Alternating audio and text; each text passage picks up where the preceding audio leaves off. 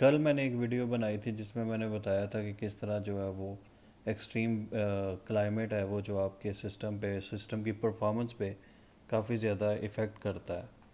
और कल रात को बारिश हुई यहाँ पे, और आज एज़ कम्पेयर टू यस्टरडे जो वेदर है वो काफ़ी मतलब बेहतर है।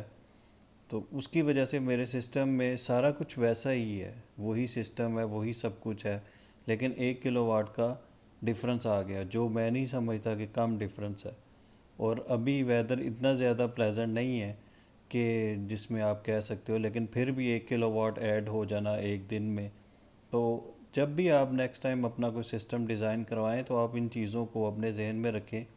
मैंने नेक्स्ट क्लिप भी ऐड कर दिया है इसमें, ताकि आप दोनों को कंपेयर कर लो। और उम्मीद है कि मेरी इन इस एफ़र्ट से, इन चीज़ों से आपको कुछ सीखने को मिलेगा, और आपके लिए इन फ्यूचर में ये चीज़ें हेल्प करेंगी।